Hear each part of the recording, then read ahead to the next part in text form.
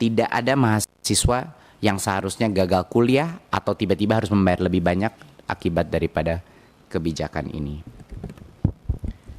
Assalamualaikum warahmatullahi wabarakatuh. Terima kasih Kang Dede dan pimpinan Komisi 10, anggota Komisi 10 hari ini. Hari ini kami akan mencoba menjelaskan beberapa prinsip-prinsip dasar secara singkat mengenai kebijakan ini.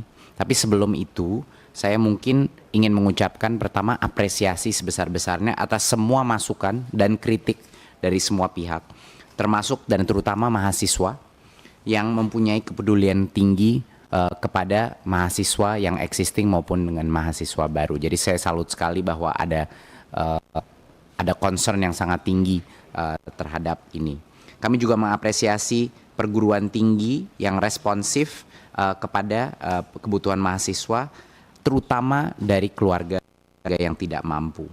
Jadi terima kasih sekali lagi Komisi 10 sudah menampung aspirasi dan memberikan kami kesempatan untuk menjelaskan kira-kira sehingga tidak ada mispersepsi mengenai kebijakan ini dan lainnya. Nah, mungkin yang pertama poin terpenting adalah prinsip dasar UKT. Ini harus semua mahasiswa, semua masyarakat harus mengerti. Prinsip dasar UKT harus selalu mengedepankan azas keadilan dan inklusivitas. Dan karena itu UKT itu selalu berjenjang. Apa artinya berjenjang?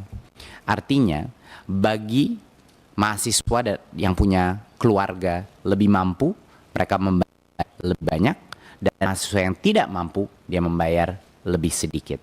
Ini memang azas yang sudah selama ini dilaksanakan untuk UKT di perguruan tinggi kita, karena azas keadilan untuk seluruh rakyat Indonesia itu harus dijunjung tinggi, harus dibela. Dan hanya mahasiswa yang mampu membayar yang ditempatkan di kelompok UKT menengah dan tinggi sesuai dengan kemampuannya. Nah, jadi peraturan Kemdikbud ini menegaskan bahwa peraturan UKT baru ini hanya berlaku kepada mahasiswa baru, tidak berlaku untuk mahasiswa yang sudah belajar di perguruan tinggi. Jadi masih ada mispersepsi di berbagai kalangan di sosial media dan lain-lain bahwa ini akan tiba-tiba merubah rate UKT pada mahasiswa yang sudah melaksanakan pendidikannya di perguruan tinggi. Ini tidak benar sama sekali. Ini hanya akan berlaku untuk mahasiswa baru dan sebenarnya tidak akan berdampak besar sama sekali kepada mahasiswa dengan tingkat ekonomi yang belum mapan atau belum memadai. Tangga-tangga daripada UKT ini semuanya itu ada tangganya, dan tangga-tangga terendah yaitu level 1 dan 2 dari tangga tersebut itu tidak akan berubah. Yang mungkin akan terdampak adalah untuk mahasiswa dengan keluarga dengan tingkat ekonomi tertinggi. Memang itu adalah yang pasti saya. Dan lagi tidak ada mahasiswa yang seharusnya gagal kuliah atau tiba-tiba harus membayar lebih banyak akibat daripada kebijakan ini. Nah, sekarang kami mengetahui bahwa memang ada keprihatinan dari masyarakat dan mahasiswa mengenai apa yang terjadi. Sekarang kita sudah menjelaskan bahwa ini hanya tidak akan berdampak untuk mahasiswa yang sekarang sedang menjalankan perguruan tinggi. Tapi apa ke depannya? Beberapa hal yang kami akan komit dari Kemendikbudristek untuk mengurangi kecemasan di masyarakat.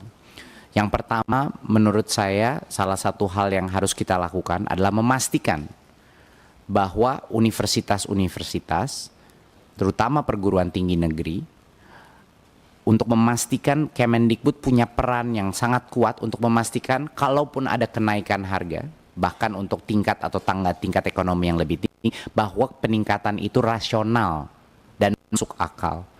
Jadi kami mendengar banyak desas-desus, ada lompatan-lompatan yang cukup fantastis ya. Tadi dari Komisi 10 terima kasih sudah memberikan.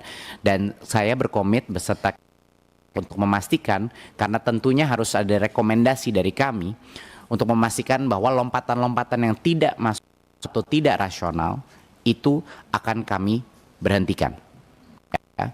Jadi kami akan memastikan bahwa kenaikan-kenaikan yang tidak wajar, itu akan kami cek, kami evaluasi, kami assess, dan saya ingin meminta semua ketua perguruan tinggi dan prodi-prodi untuk memastikan bahwa kalaupun ada peningkatan harus rasional, harus masuk akal dan tidak berburu-buru tergesa-gesa melakukan lompatan yang besar. Itu adalah komitmen pertama.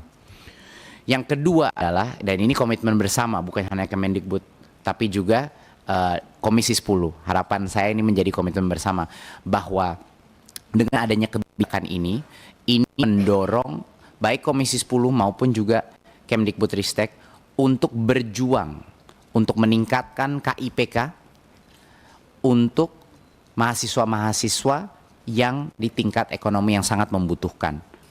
Jadi sebenarnya kami selama ini tentunya KIPK itu sudah meningkat ya dari tahun ke tahun, dan banyak kebijakan kita yang malah memperbesar unit cost pada KIPK sehingga bisa masuk prodi-prodi yang mungkin lebih mahal tapi yang dengan akreditasi yang tinggi.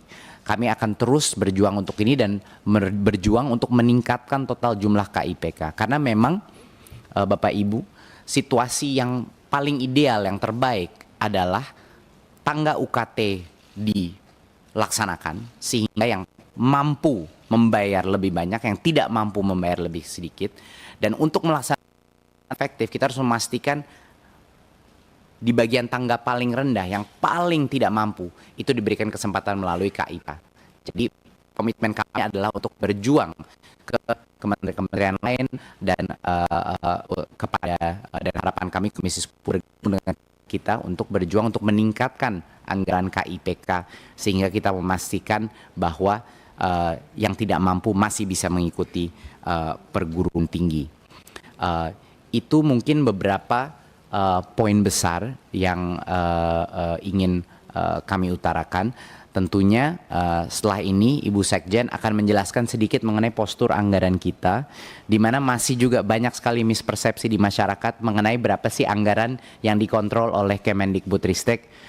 Ini sudah kita ulang ya, tapi mungkin karena di sini juga ada banyak teman media, ini bisa diperjelas sekali dan masyarakat dan mahasiswa akan mengerti bahwa yang di bawah Kemendikbudristek itu hanya proporsi kecil dari total anggaran pendidikan yang dikelola sebagai total kepemerintahan. Lalu setelah akan menjelaskan detail mengenai bagaimana kebijakan ini akan diimplementasi. Tapi sekali lagi saya ingin mengapresiasi semua masukan. Saya tahu banyak kecemasan yang mungkin berdasarkan informasi yang mungkin tidak semuanya informasinya benar, tapi juga banyak kecemasan juga mengenai bagaimana keadilan dan afirmasi di sistem perguruan tinggi kita. Dan menurut saya itu adalah kritik dan masukan yang sangat valid, dan saya senang sekali bahwa banyak mahasiswa mengambil tindakan untuk menyuarakan pendapat ini sehingga mendorong kita untuk lebih berjuang lagi untuk mahasiswa di Indonesia. Terima kasih sekali lagi. Untuk selanjutnya saya persilahkan ke Bu Sekjen. Terima kasih.